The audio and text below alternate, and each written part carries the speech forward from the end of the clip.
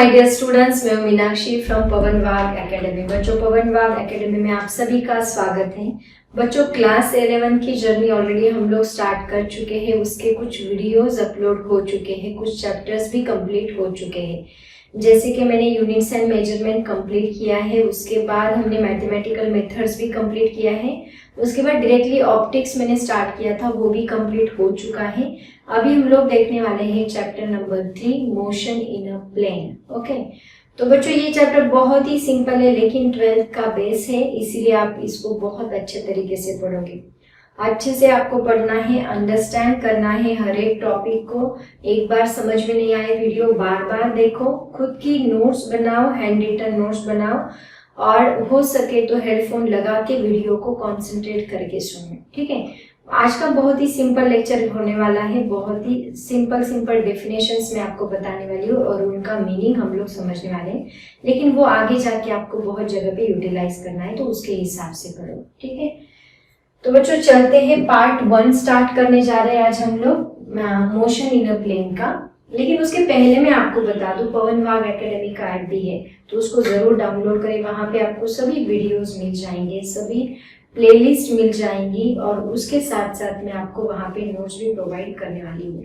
तो हो सके तो इस ऐप को जरूर डाउनलोड करें। बच्चों चलते हैं आज के टॉपिक की तरफ। आज हमारा इंट्रोडक्शन का पार्ट हम लोग खत्म करेंगे।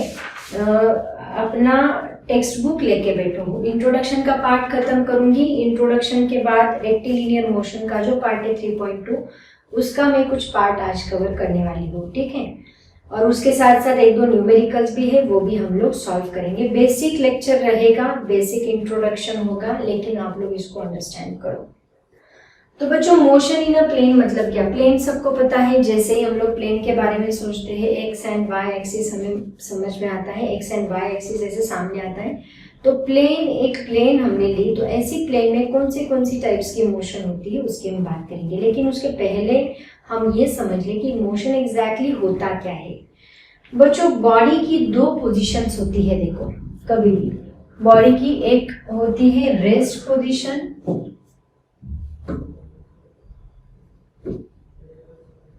दो पोजीशंस होती है, एक होती है रेस्ट पोजीशन एंड दूसरी होती है मोशन। दूसरी होती है मोशन। रेस्ट मतलब क्या होता है बच्चों? रेस्ट मतलब कोई भी पार्टिकल टाइम के साथ साथ अपनी पोजीशन चेंज नहीं कर रहा है। फॉर एग्जाम्पल, मान लो ये मोबाइल में यहाँ पे रख दूं, टाइम के साथ साथ ये मोबाइल यहाँ पे ही रहेगा। 1 घंटा हो जाए, 2 घंटा हो जाए, वो वहीं पे रहेगा। उसको मैं नहीं उठाती तब तक वो वहीं पे रहेगा। मतलब टाइम तो चेंज हो रहा है, लेकिन कोई भी ऑब्जेक्ट होगा, कोई भी बॉडी होगी, वो टाइम के साथ साथ अपनी खुद की पोजीशन चेंज नहीं कर रहा है, वो वही का वही है। तो ऐसी जो पोजीशन होती है, उसी को हम लोग बोलते हैं rest position. That means rest मतलब क्या? when body does not change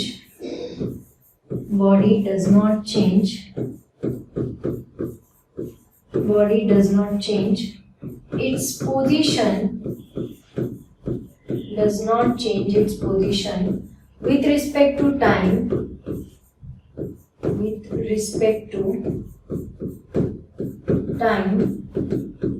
called as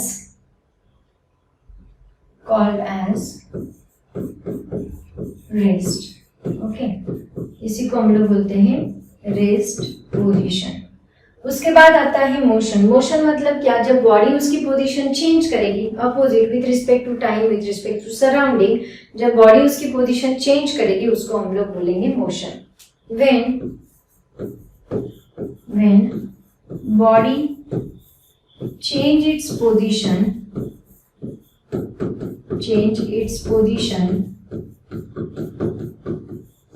with respect to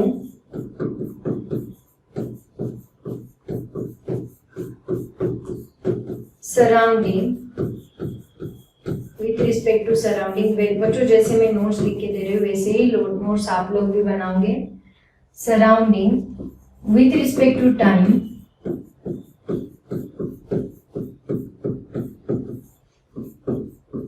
called as motion.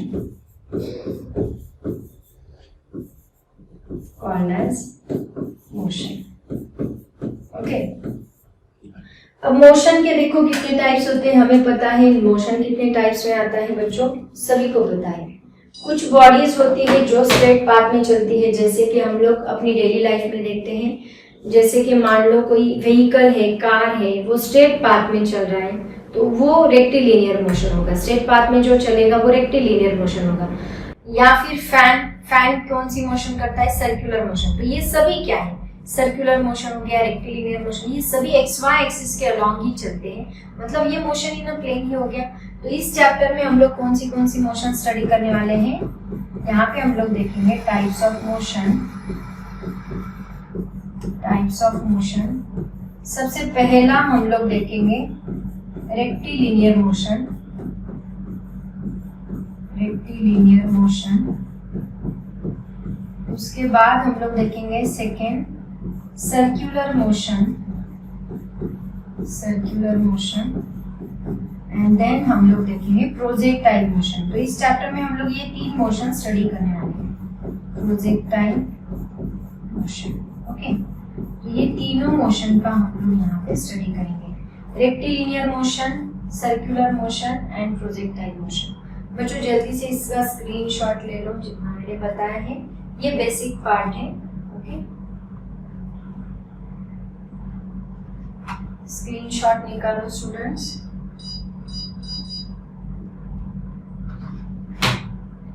उसके बाद अभी हम लोग देखते हैं तो रेक्टिलिनियर मोशन मतलब क्या होता है। देखो रेक्टिलिनियर मतलब मैंने क्या बताया आपको, बॉडी क्या कर रही है, उसकी पोजीशन स्ट्रेट पाथ में चेंज कर रही है।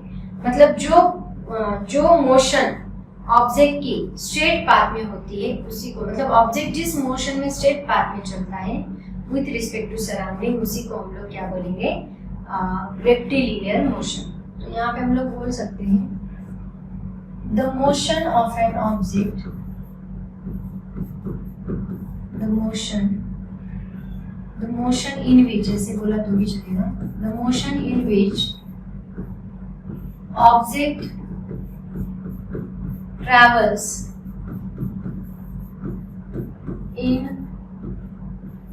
in straight path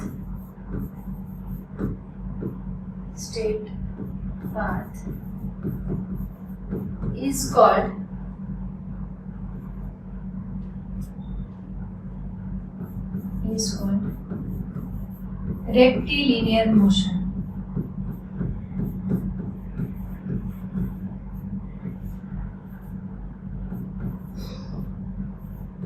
The motion in which object travels in a straight path is called rectilinear motion. तो बच्चों इसी रेक्टिलिनियर मोशन से रिलेटेड बहुत सारे कंसेप्ट्स आते हैं, जैसे कि डिस्प्लेसमेंट, डिस्टेंस। मैं लिख दूं यहाँ पे क्या क्या आता है। देखो डिस्प्लेसमेंट, ये क्या हो रहा है बच्चों, डिस्प्लेसमेंट, वर्ड्स गायब क्यों हो रहे हैं, डिस्टेंस, वेलोसिटी, स्पीड, एक्सेलरेशन,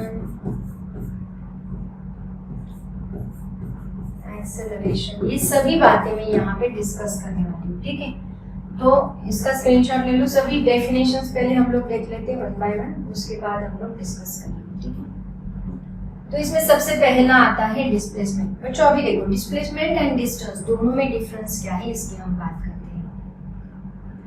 मान लो यहाँ पे मैं आपको एक एग्जांपल देती हूँ। मान लो एक पार्टिकल है जो कहाँ से गया, मान लो इस पॉइंट से निकला, ए पॉइंट से, यहाँ से वो चलते चलते चलते चलते बी पॉइंट तक गया। ठीक है, बी पॉइंट में मान लो उसने कितना डिस्टेंस कवर किया, मान लो 3 किलोमीटर जितना डिस्टेंस उसने कवर किया। हम लोग हैं मान लो वहां तक गए, और वहां तक जाने के बाद पता चला कि अरे हम लोग तो दूसरे ही पोजीशन पे आ गए, मतलब दूसरे स्पॉट पे जाना था, दूसरी स्पॉट पे चले गए। अब क्या करें, अब पीछे आना पड़ेगा। ठीक है, अभी वापस हम लोग पीछे आए, कितना पीछे आए पता है क्या, 1 किलोमीटर हम लोग पीछे आए। तो बच्चों इसकी इनिशियल पोजीशन कितना है, ये वाला इसका इनिशियल पोजीशन, ये वाला इसका फाइनल पोजीशन। तो इनिशियल टू फाइनल उसने कितना शॉर्टेस्ट डिस्टेंस कवर किया। देखो शॉर्टेस्ट डिस्टेंस कितना है, initial to final 3 kilometre, 1 kilometre, इसमें शॉर्टेस्ट डिस्टेंस कितना है, दैट इज 2 किलोमीटर। तो ये जो शॉर्टेस्ट डिस्टेंस है इसी को हम लोग बोलते हैं डिस्प्लेसमेंट। मतलब क्या, यहाँ पे वेक्टर क्वांटिटी है। डिस्प्लेसमेंट कौन सी क्वांटिटी है? वेक्टर। बच्चों ये देखो यहाँ पे याद रखो, डिस्प्लेसमेंट कौन सी क्वांटिटी है? ये है वेक्टर क्वांटिटी, है ना, क्योंकि उसमें डायरेक्शन हमें कंसीडर करनी पड़ती है। ये है स्केलर क्वांटिटी, ये भी याद रखो, ठीक है। वेलोसिटी आएगी, वेलोसिटी डिस्प्लेसमेंट को रिलेट करती है, तो ये वेक्टर क्वांटिटी है। स्पीड डिस्टेंस को रिलेट करता है, तो ये स्केलर क्वांटिटी है। एंड एक्सेलरेशन क्या है? वेक्टर क्वांटिटी, ठीक है। तो ये सभी वेक्टर क्वांटिटी है। तो डिस्प्लेसमेंट वेक्टर क्वांटिटी, इसलिए मुझे यहाँ पे क्या कंसीडर करना होगा? ऑब्जेक्ट यहाँ से यहाँ तक गया तो +3 किलोमीटर चला, है ना, वापिस वो 1 किलोमीटर पीछे आ गया तो -1 किलोमीटर मैंने किया, तो 3 - 1 वो टोटल कितना चला? That is 2 kilometre. इसी को हम लोग कैसे डिफाइन करते हैं? The shortest distance covered by the particle from initial to final position called as displacement। ऐसे हम लोग उसको डिफाइन करेंगे। क्या डेफिनेशन आएगी? डेफिनेशन लिखते हैं हम लोग यहाँ पे, इसको मैं रफ करती हूँ, यहीं पे डेफिनेशन देती हूँ आपको।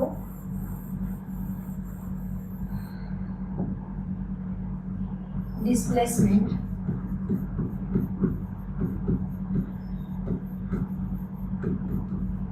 the shortest distance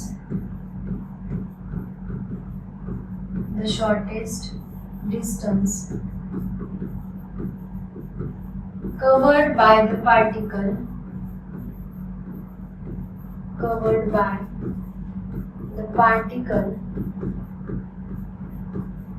from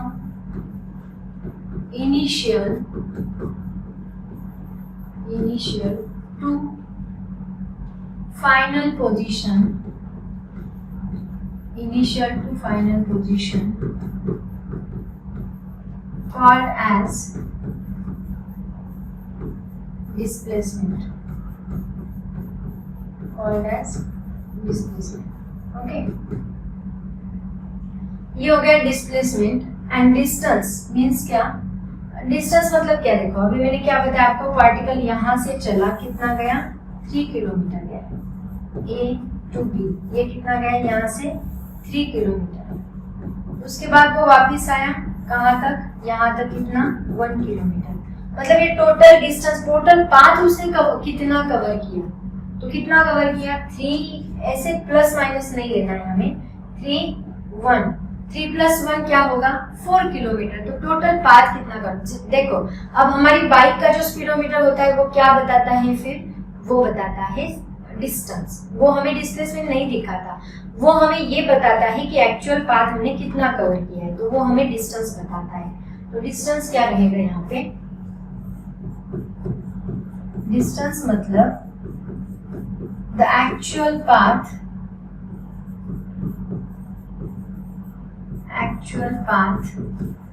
covered by the particle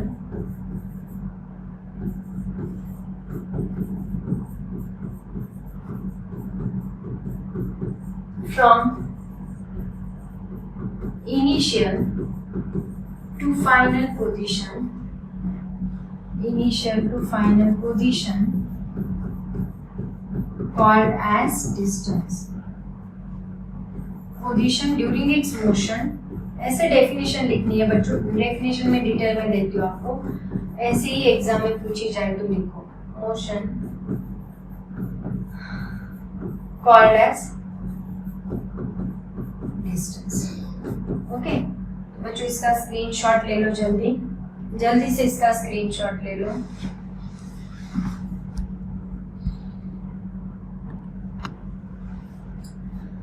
बच्चों उसके बाद चलते हैं इस पॉइंट की तरफ। अब देखो यहाँ पे यूनिफॉर्म मोशन है, नॉन यूनिफॉर्म मोशन मतलब क्या होता है? यूनिफॉर्म का मतलब होता है कांस्टेंट या फिर कंसिस्टेंट, ऐसे भी बोल सकते हैं। कांस्टेंट बेटर रहेगा कंसिस्टेंट की बजाय। देखो मान लो यहाँ से एक बॉडी निकली, बॉडी मतलब ऑब्जेक्ट निकला, ऑब्जेक्ट कुछ डिस्टेंस ट्रैवल करेगा, मान लो उसने 1 किलोमीटर जितना डिस्टेंस ट्रैवल किया। 1 किलोमीटर ट्रैवल करने के लिए उसको 5 मिनट लगे। आगे का 1 किलोमीटर, आगे 2 किलोमीटर उसने ट्रैवल किया, उसको 10 मिनट लगे। आगे वापस 3 किलोमीटर ट्रैवल किया, उसको 15 मिनट्स लगे। ओके, वैसे वो डिस्टेंस ट्रैवल करता जाएगा 5 मिनट में। मतलब देखो सेम डिस्टेंस वो ट्रैवल कर रहा है हर एक 5 मिनट में। 5 मिनट में 1 किलोमीटर, आगे के 5 मिनट में वो 10 किलोमीटर, आगे के 5 मिनट में 15 किलोमीटर। मतलब it travels equal distance, equal displacement in equal interval of time.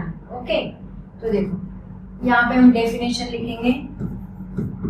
Uniform motion मतलब क्या? If body covers equal displacement in equal interval of time, equal interval of time,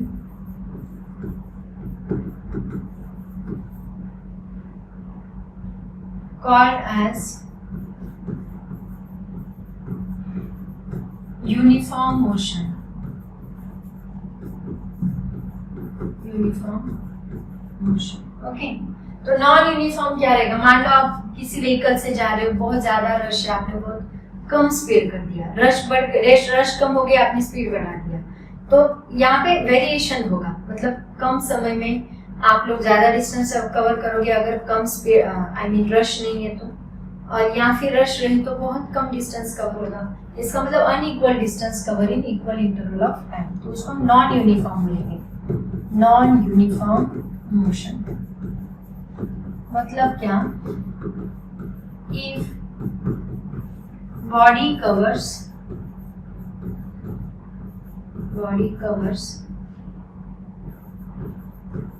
unequal displacement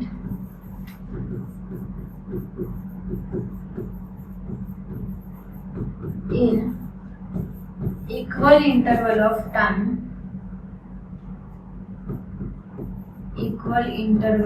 time, called as non-uniform motion. Okay. तो बच्चों ये है definition uniform and non uniform motion की। बच्चों उसके बाद देखो नेक्स्ट पॉइंट है अपना रेक्टिलिनियर मोशन। अब यहाँ पे हम लोग रेक्टिलिनियर मोशन क्या होता है ये स्टडी करने वाले हैं। मतलब 3.2 अभी स्टार्ट हो चुका है। एक्चुअल रेक्टिलिनियर मोशन में क्या क्या पॉइंट्स है वो अभी हम लोग देखने वाले हैं। तो इसमें सबसे पहला पॉइंट है डिस्प्लेसमेंट। अभी डिस्प्लेसमेंट हमने स्टडी किया, बट अभी मैं आपको इसका फॉर्मूला बताने वाली हूँ, ठीक है। बेसिक कंसेप्ट इससे रिलेटेड सभी हम लोग देखेंगे। मान लो एक पार्टिकल यहाँ से निकला, यहाँ से निकलने के बाद यहाँ तक आया, तो उसका इनिशियल मान लो टाइम यहाँ पे हम लोग t1 लेते हैं, फाइनल टाइम हम लोग यहाँ पे t2 लेते हैं। इनिशियल डिस्प्लेसमेंट इसका x1 बार है, फाइनल डिस्प्लेसमेंट इसका x2 बार है, ठीक है। तो बच्चों इसका डिस्प्लेसमेंट हम लोग कैसे निकालेंगे? देखो डिस्प्लेसमेंट मतलब क्या? लेट यहाँ पे ऐसे ही एक्सप्लेन करो, x1 bar be the initial position of particle, initial position of a particle at time t1, okay. x2 bar be the final position of a particle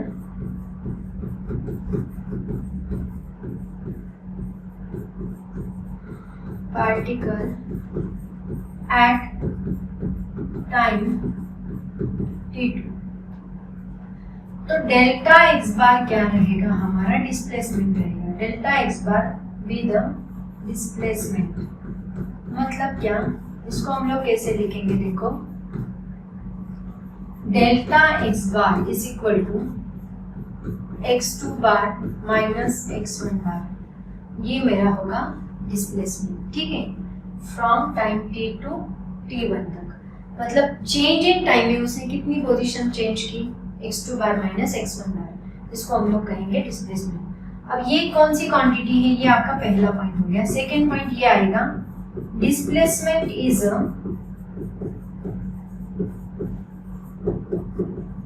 vector quantity. Displacement is a vector quantity. Third point आएगा, इसका SI unit क्या होगा, SI unit metre, जो हम M से denote करेंगे। इसका dimension क्या रहेगा, देखो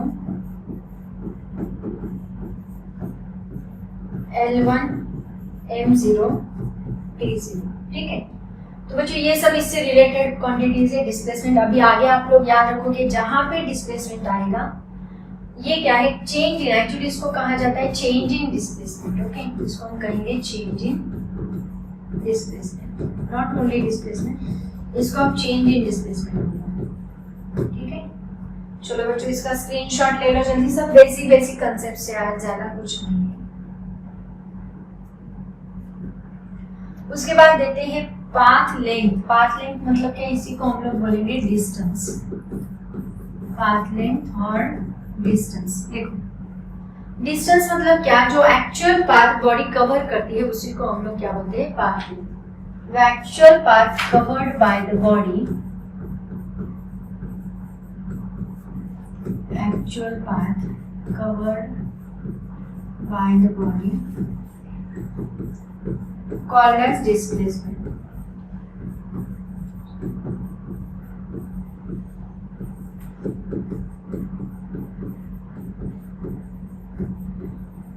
Okay, इसको अभी हम लोग देखते हैं, ये कौन सी क्वांटिटी, अभी इसका तो फॉर्मूला नहीं आएगा, एक्चुअल पाथ तो बॉडी कवर करेंगे, हम बस काउंट करेंगे उसको, इनिशियल टू फाइनल ऐसा कुछ नहीं है यहाँ पे। अब देखो ये कौन सी क्वांटिटी है, it is a scalar quantity, ये स्केलर क्वांटिटी है। ओके, इसका ऐसा यूनिट क्या है, मीटर, दैट इज एन। इसका भी डायमेंशन सेम रहेगा, डायमेंशन आएगा इसका L1 M0 T0। ओके बच्चों जल्दी से इसका स्क्रीनशॉट ले लो। चलते हैं नेक्स्ट पॉइंट की तरफ। अब देखो बच्चों, वेलोसिटी यानी क्या होता है, change in displacement upon change in time. तो अभी यहाँ पे हमें वही फॉर्मूला यूज करना है, लेकिन वेलोसिटी दो टाइप में आती है। एक होती है एवरेज वेलोसिटी। एवरेज वेलोसिटी कब आएगी, जब हम इनिशियल एंड फाइनल पॉइंट के बारे में सोचेंगे तो एवरेज वेलोसिटी आएगी। और दूसरी होती है इंस्टेंटेनियस वेलोसिटी। इंस्टेंटेनियस वेलोसिटी मतलब हर एक पॉइंट की वेलोसिटी। मान लो आप अपने घर से निकले, अपने कॉलेज तक जा रहे हो, ठीक है, तो आपका घर आपका इनिशियल पॉइंट है, आपका कॉलेज आपका फाइनल पॉइंट है। तो इनिशियल मतलब घर से लेके फाइनल मतलब कॉलेज तक जितना भी डिस्प्लेसमेंट है उसका जो वेलोसिटी रहेगा एवरेज, वो हम लोग लिखेंगे एवरेज वेलोसिटी। लेकिन मैं आपको बोलूं कि आप अपने घर से निकले तो उसके हर एक सेकंड का मुझे रीडिंग चाहिए, तो हर एक सेकंड के लिए जो रीडिंग रहेगा उसी को हम लोग क्या बोलेंगे, instantaneous velocity.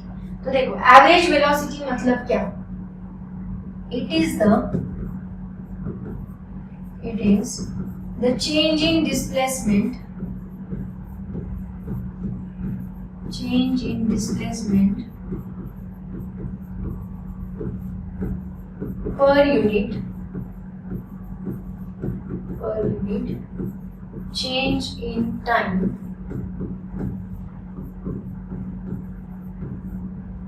called as average velocity.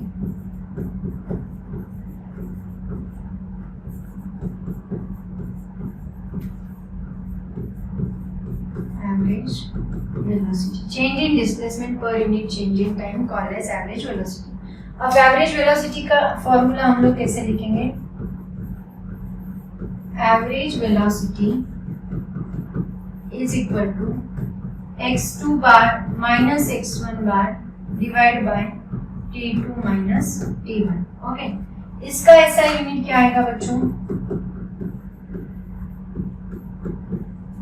Metre पर सेकेंड। एंड इसका डायमेंशन निकाले तो क्या आएगा, L1 m0 t माइनस 1, क्योंकि देखो ऊपर डिस्प्लेसमेंट है तो उसका L1 आएगा, ये टाइम का t1 आएगा, m तो नहीं है तो m0 आएगा, तो L1 m1 m0 t minus 1 ये रहेगा एवरेज वेलोसिटी। तो बच्चों एवरेज वेलोसिटी मतलब इनिशियल से लेके फाइनल तक आता है। अब बात करते हैं इंस्टेंटेनियस वेलोसिटी। इंस्टेंटेनियस मतलब क्या होता है? एवरेज वेलोसिटी का, पहले एवरेज स्पीड है, एक मिनट, एवरेज स्पीड पहले देख लेते हैं।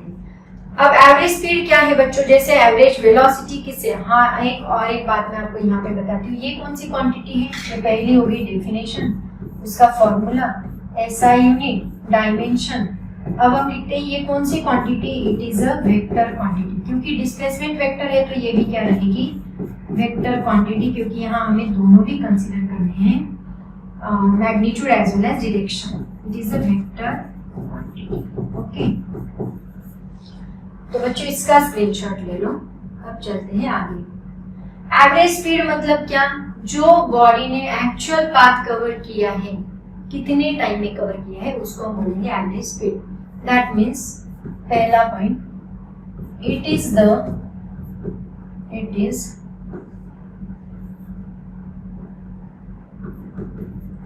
टोटल पाथ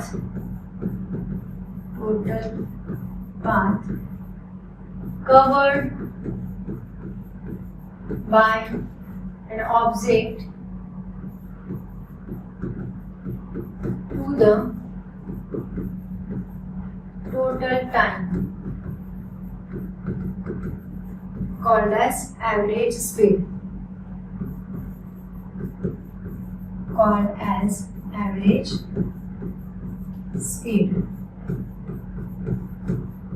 ओके, सो इसका फॉर्मूला क्या आएगा? देखो, एवरेज स्पीड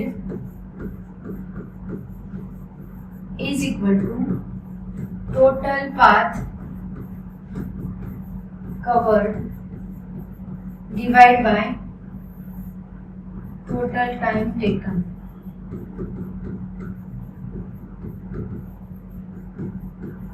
ओके, इसका ऐसा यूनिट क्या बनेगा? मीटर पर सेकेंड। एंड इसका डायमेंशन क्या बनेगा?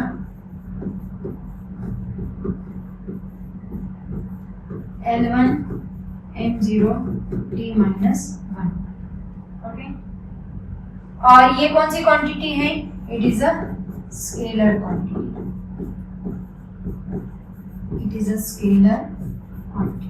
ओके, ये सभी बातें, ये सभी मैं पॉइंट वाइज लिख के दे रही हूँ आपको, ऐसे ही अपनी एग्जाम में लिखना है बच्चों। इसका स्क्रीनशॉट ले लो। ओके, एवरेज स्पीड हो गया। अब बेसिक सी बात स्टडी करते हैं, इंस्टेंटेनियस। इंस्टेंटेनियस मतलब क्या? हर एक इंस्टेंट का मुझे रीडिंग चाहिए, तो इंस्टेंटेनियस वेलोसिटी देखेंगे, इंस्टेंटेनियस स्पीड देखेंगे। तो ये क्या होती है? ये एवरेज वेलोसिटी मतलब क्या? इनिशियल टू फाइनल, मतलब टोटल हम लोग ले रहे हैं। लेकिन अगर मैं पर्टिकुलर इंस्टेंट लिमिटिंग वैल्यू ले लूं मैं, तो लिमिटिंग वैल्यू मतलब आता है इंस्टेंट। तो इसको डिफाइन भी वैसे ही करते हैं हम लोग। ये क्या होता है? It is the limiting value, जिनका मैथ्स है उनको पता होगा, limiting value for limiting value of average velocity. ऐसे लिखो, वैल्यू ऑफ, अरे क्या हो रहा है? Limiting value of average velocity is called instantaneous velocity. इसको कैसे फाइंड करेंगे बच्चों? इंस्टेंटेनियस वेलोसिटी, इसको हम कैसे फाइंड करते हैं? देखो, इंस्टेंटेनियस वेलोसिटी का फॉर्मूला होता है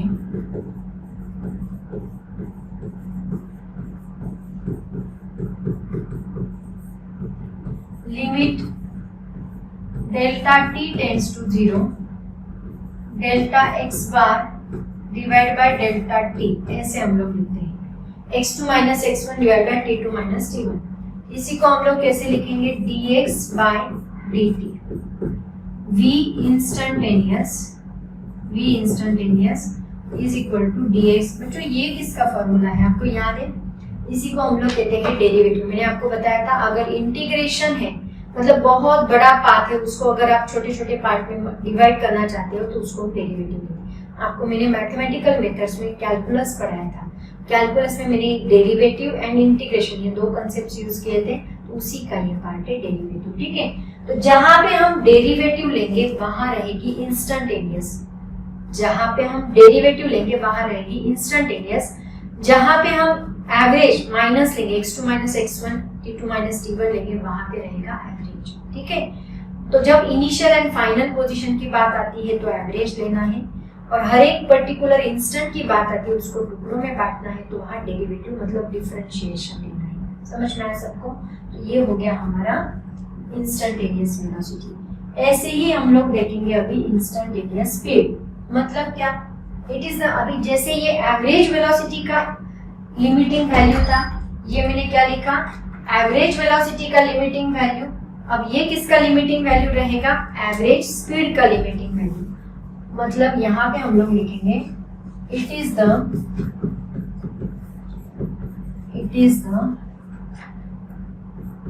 लिमिटिंग वैल्यू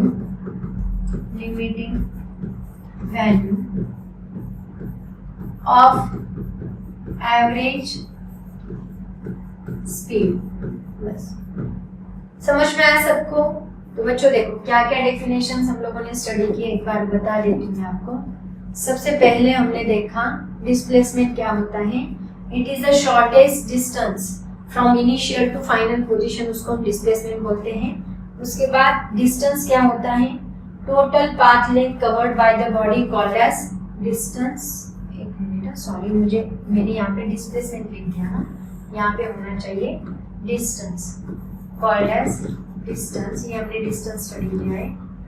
उसके बाद हमने देखा डेफिनेशन किसका, एवरेज वेलोसिटी का, it is the change in displacement per unit change in time called as average velocity. उसके बाद हमने देखा average speed, it is the total path covered by an object to the total time taken as called as average speed. उसके बाद हमने देखा instantaneous velocity, जो average velocity का लिमिटिंग वैल्यू होता है उसको हम इंस्टेंटेनियस वेलोसिटी बोलते हैं। एंड इंस्टेंटेनियस स्पीड, जो एवरेज स्पीड का लिमिटिंग वैल्यू होता है उसको हम बोलते हैं इंस्टेंटेनियस स्पीड। तो बच्चों ये सभी बेसिक कंसेप्ट्स मैंने आपको बताए हैं।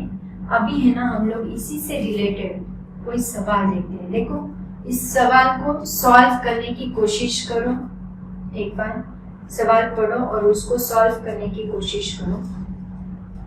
तो बच्चों क्वेश्चन देखो क्या है, क्वेश्चन एक बार पढ़ लो क्या दिया है। देखो, a person walks from P to point Q along a straight road in 10 minutes। मतलब एक पॉइंट P लिया हमने, और यहाँ पे पॉइंट P लिया, यहाँ से एक पर्सन निकला कहाँ तक गया, Q पॉइंट तक, along a straight road in 10 minutes। इसको कितना टाइम लगेगा, 10 मिनट्स लगेंगे। ठीक है, then turns back and return to point R। यहाँ से वापिस आया और कहाँ तक आया, पॉइंट R तक आया, which is midway between P and Q after further 4 minutes। मतलब यहाँ 4 मिनट लगे उसको यहाँ तक आने के लिए। If PQ is 1 किलोमीटर, ये डिस्टेंस कितना है, 1 kilometre. Find the average speed and velocity of the person in going from P to Q। 10 minutes turn back are midway। ये 1 किलोमीटर दिया है और ये मिडवे है ऐसे उन्होंने बोला, मतलब ये डिस्टेंस कितना होगा, यहाँ से यहाँ तक का डिस्टेंस 0.5 किलोमीटर होगा। राइट, मिडवे है ना, R पॉइंट उन्होंने मिडवे बोला है, मतलब ये 0.5 किलोमीटर होगा। बच्चों हमें निकालना क्या है, एवरेज स्पीड निकालना है। देखो गिवन पहले लिख लेते हैं, टोटल टाइम कितना है, देखो टोटल टाइम पहले 10 मिनट्स प्लस उसके बाद 4 मिनट्स, मतलब टाइम कितना लगा टोटल यहाँ पे 14 मिनट्स जितना टाइम लगा।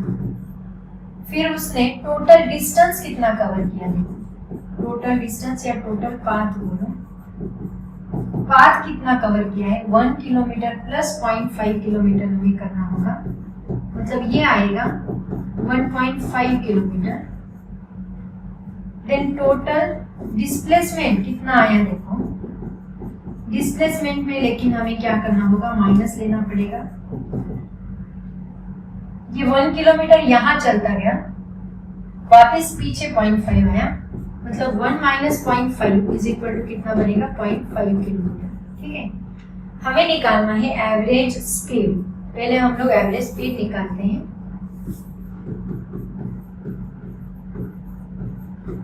एवरेज स्पीड कितना है देखो, total path divide by total time. Total path कितना है 1.5 एंड टोटल टाइम कितना लगा 14 मिनट्स, मिनट्स में ही रहने दो, दैट इज 0.30, एक सेकेंड ना, कितना आता है 0.107, सॉरी 107 आएगा बराबर, करेक्ट। 0. ये 0 बनेगा यहाँ पे, देन 0.5 मतलब ये 115 के लिए 1 आएगा, 0.157 आंसर आना चाहिए। किलोमीटर पर मिनट है, लेकिन यहाँ सेकेंड नहीं पर मिनट है। ठीक है, अब हमें निकालना है एवरेज वेलोसिटी। एवरेज वेलोसिटी देखो कितना आएगा, average velocity that is displacement divide by time. Displacement कितना है यहाँ पे, डिस्प्लेसमेंट है 0.5 एंड टाइम है 14। इसको अगर सॉल्व किया तो 0.0357 किलोमीटर है, 357 किलोमीटर पर मिनट। तो बच्चों ये मिला मुझे एवरेज वेलोसिटी एंड ये मिला मुझे एवरेज स्पीड। ठीक है, ऐसे हम लोग इसको सॉल्व करेंगे। जल्दी से इसका स्क्रीनशॉट ले लो, देखते हैं नेक्स्ट क्वेश्चन। नेक्स्ट क्वेश्चन देखो क्या है, ये भी बहुत सिंपल सवाल है बच्चों। A car travels at the speed of 50 kilometre per hour. ये आपकी एक्सरसाइज का सवाल है, आई थिंक सो। हाँ, स्टार्ट करो इसको, एक्सरसाइज का सवाल गिवन लिखो पहले। Car travels speed of 50 kilometre per hours, मतलब V1 लेके रखा है 50 kilometre per hours in 30 minutes, मतलब टाइम कितना दिया है 30 मिनट्स। इसको हम आर में लिख लेते हैं। 30 मिनट्स मतलब कितना आवर्स होगा, 0.5 आवर्स होगा, 0.5 hours. Okay, for next 15 minutes मतलब T2 कितना होगा 15 मिनट्स। नेक्स्ट 15 मिनट्स वो कितना चला 70 किलोमीटर पर आवर्स, मतलब V2 is equal to 70 kilometre per hours.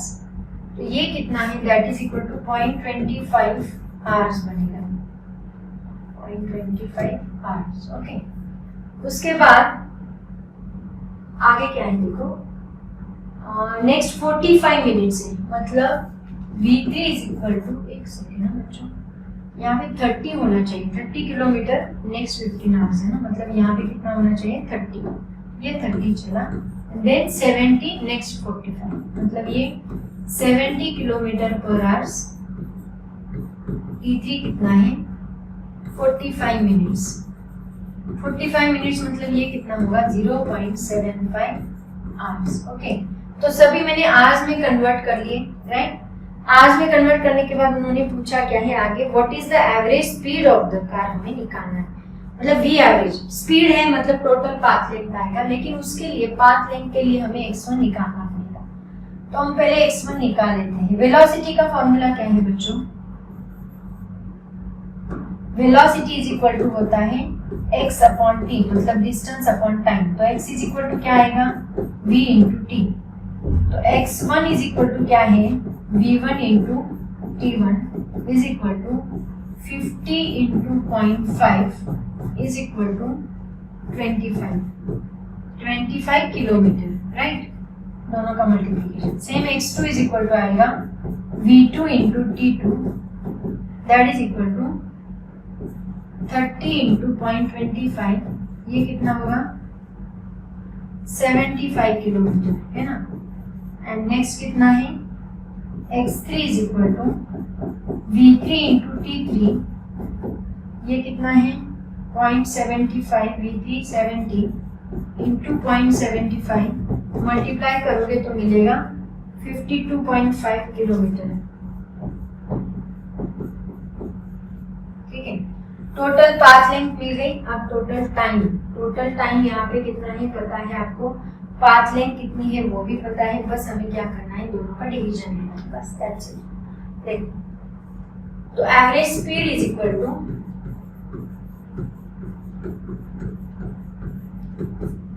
Total path length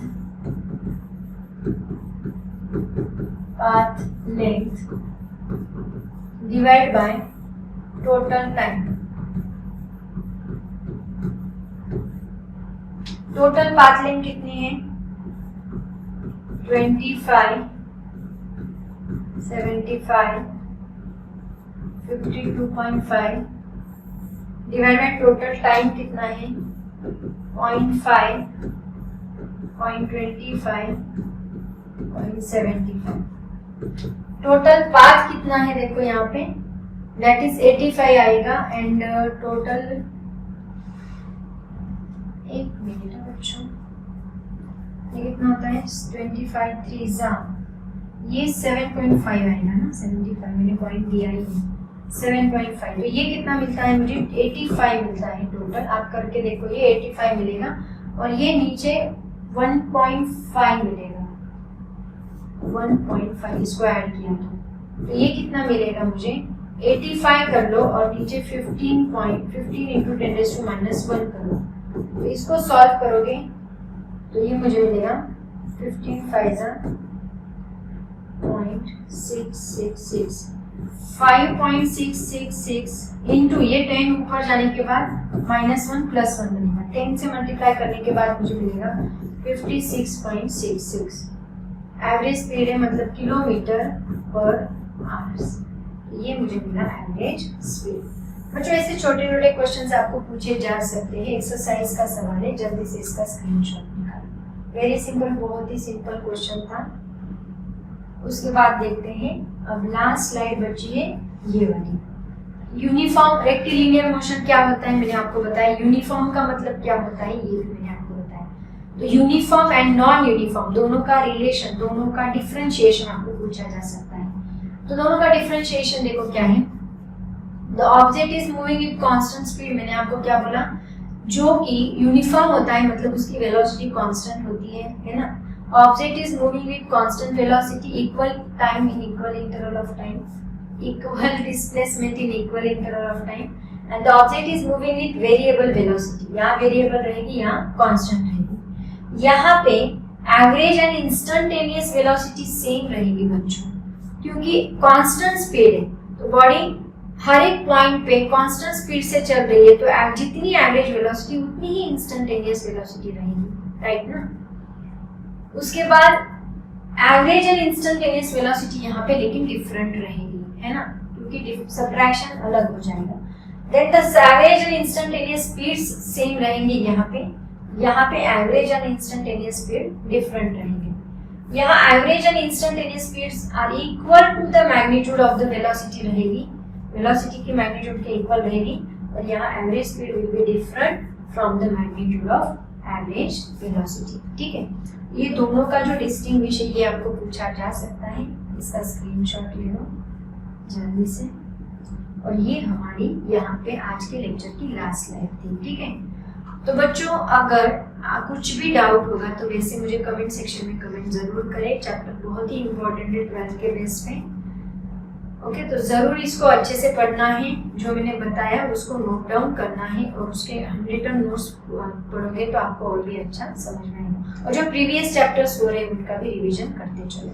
तो मुझे लगता है आज हम यहाँ पे रुकते हैं। ऑल द वेरी बेस्ट, पढ़ाई करते रहो। Thank you so much and bye bye.